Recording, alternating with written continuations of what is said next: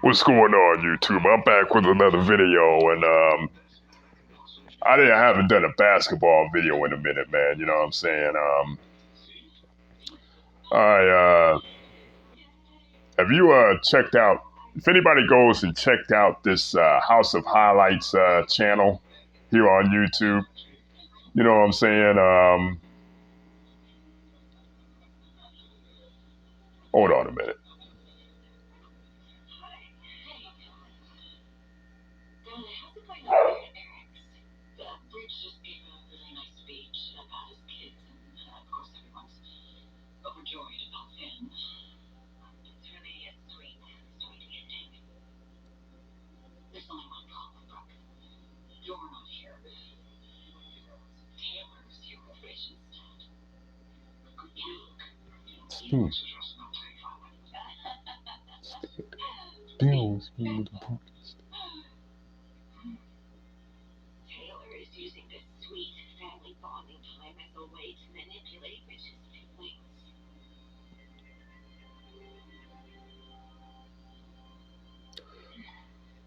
Guys, check out something real quick.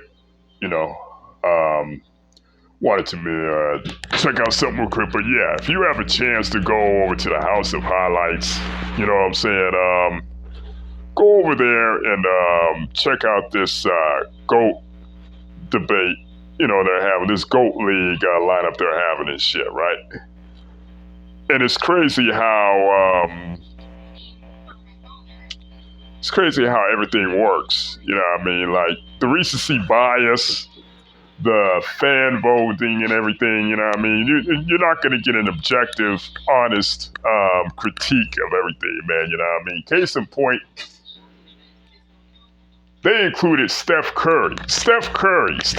Now, this is no disrespect. I'm not on here to throw shade or diminish Steph Curry's career, but we got to be honest here, man. Like, they included Steph Curry on this GOAT list, GOAT league, right? But yet, they all but forgotten, you know, Julius Erving, Moses Malone, Elgin Baylor, Jerry West, and basically they've just disrespected Oscar Robertson over there, you know? They disrespected Oscar Robertson over there, you know? Steph Curry beating the likes of Kareem, Magic, Wilt, who else? He beat somebody else. I know he did. Hakeem Olajuwon. Steph Curry better than Hakeem Olajuwon. Are you kidding me? Everybody's caught up in this recency bias because Steph Curry won an NBA championship recently.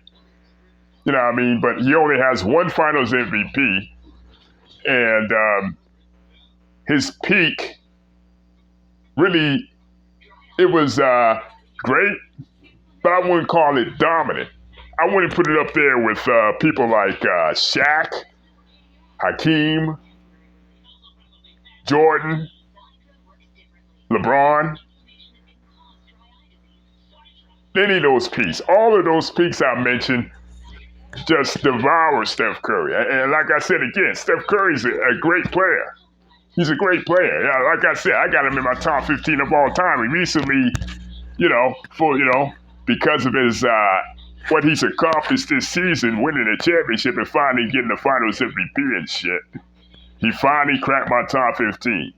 But we gotta be honest, realistic about this shit, okay?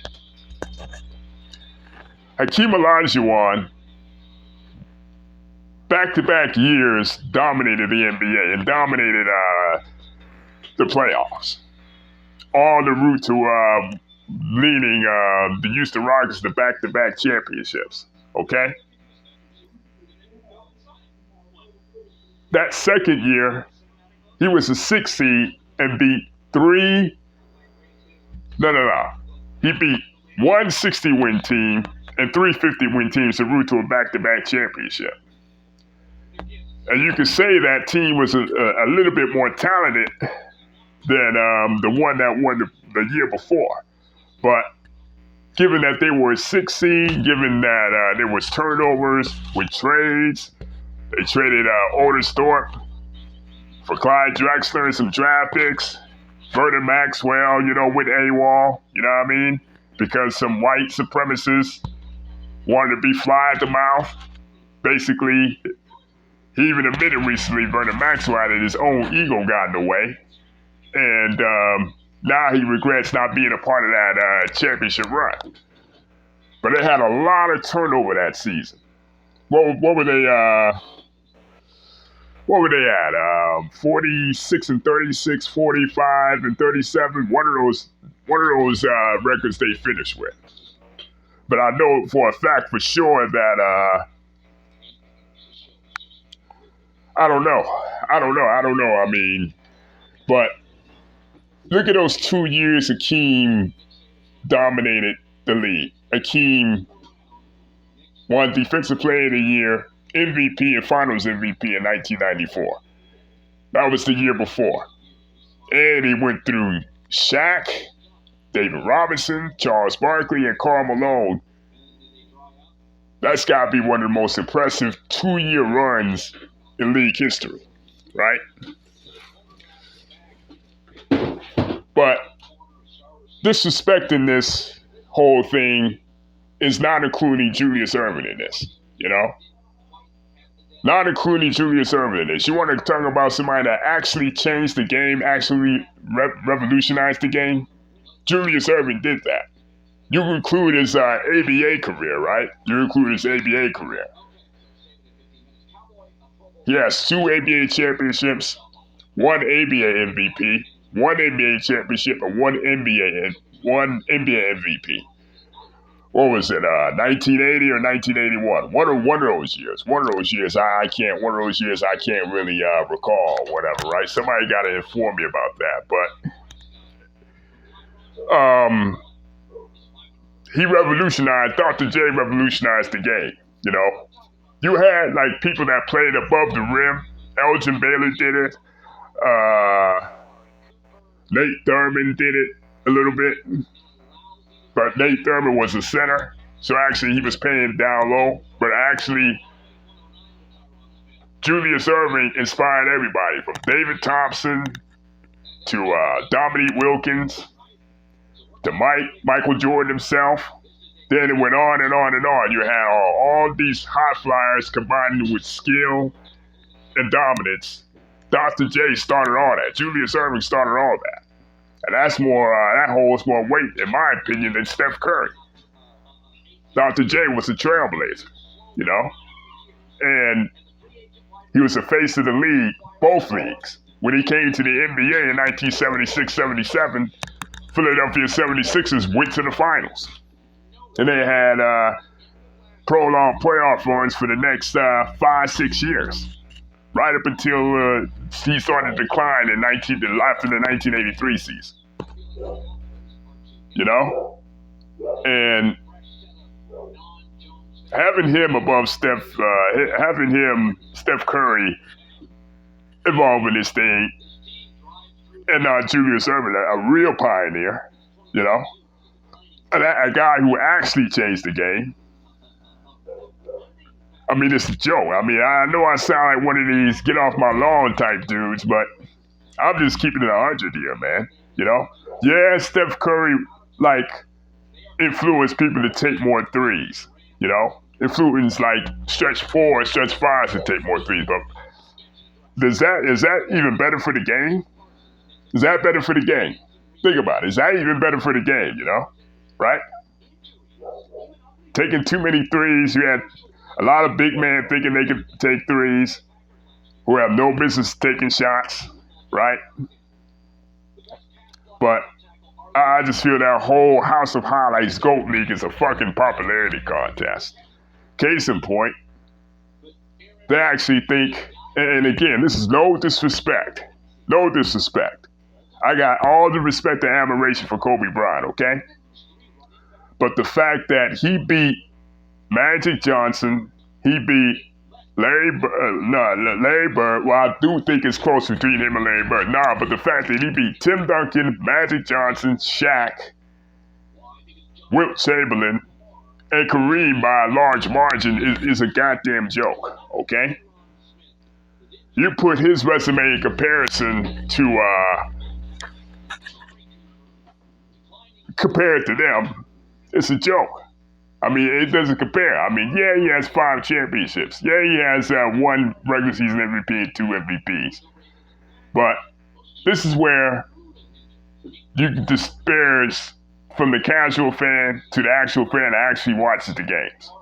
You got a lot of casual fans out here, man, you know what I mean, that's not giving Kobe his flowers because he unfortunately passed, right? He's become a martyr in some sorts, right? But, you know, it's like now all of a sudden they thinking Kobe is his top 2 player of all time and in the same league as Michael Jordan. Okay? Stylistic wise, he's the closest thing to Mike. Playing style wise, skill wise, he's the closest thing to Mike. But that don't make him up there with Mike, up there with Michael Jordan. Michael Jordan was a better facilitator. Michael Jordan was a better scorer. Michael Jordan can run an offense. And he can play a point guard position, you know what I mean? And he was more efficient scoring. Michael Jordan was more efficient scoring. So I don't understand how Kobe is somewhat married to Michael Jordan when they're not even in the same stratosphere. You know? It's crazy how you got a lot of casual fans that go and check out that poll, especially the one up now with LeBron James versus Kobe Bryant. You got a lot of casual fans on there that's throwing disparaging comments, saying all the usual Skip Bayless, you know, pandemic TV type of rhetoric. You know, the pandemic pandemic TV's punk ass done influenced everybody right now, man. He done infiltrated everybody, man. I done heard just shit like LeBron ain't got the clutch gene, LeBron ain't a killer, LeBron stacked the deck, LeBron is a choker, LeBron is a loser, right? But like I said, peak for peak during their prime, who was more dominant? You know what I mean? Who was more dominant? The 4 finals MVPs, the 4 MVPs, right? And don't give me that defensive player of the year bullshit, because there were some years that Kobe was gift wrapped at that position. I give him the first 6, 7 years, but after that, nah, he got that off of reputation. He got that off of reputation. And people wanted, you know, equate individual dominance to a team sport. LeBron James' teams are 4 and 6 in the finals again. It's just you have to be on a certain team in a certain situation to succeed. They always say LeBron never takes as a choke artist and always passes up on a game-winning shot. But y'all didn't have a problem. Y'all didn't have no problems when Mike passed to John Paxson and Mike passed to Steve Kerr. It's the same strategy, the same shit. But yet, LeBron has the most game winners in playoff history. Most game winners in playoff history. So how is that even coming close to a goddamn choker? What excuses y'all motherfuckers gonna use for that shit? Now, like I said, you got a lot of casual fans out here. You got a lot of people that's they get their emotions involved, man. You got a lot of LeBron haters out here who either Michael Jordan fans who hate LeBron, Kobe fans who hate LeBron, or any combination of all these casual fans who are liberal or extreme liberals, conservatives, who just don't like LeBron period because of the off-the-court stuff he does. You're not going to get a fair assessment on that on a bullshit poll like that, because at the end of the day, it's a fucking popularity contest with a bunch of casuals who have been influenced by pandemic TV and the rest of these clowns in the goddamn media. Okay? So, end of the day, man, go check that shit out. Steph Curry is being super overrated over there. And Kobe Bryant is just, He's not. He's just. He's not top. He's not top 5. He's not top 5. I give him top 10. Not top 5. And Kobe was great. And that ain't no slight towards Kobe Bryant, because at the end of the day, Kobe Bryant was a hell of a player. I respect the admiration for Kobe Bryant even before his death. You know? But I'm not going to sit here and be blind and poo-poo and let my emotions get the best of me because I don't like a particular player and shit. I'm over here being objective. But you got 90% of the people in the world who can't do that because they're too invested in their emotions.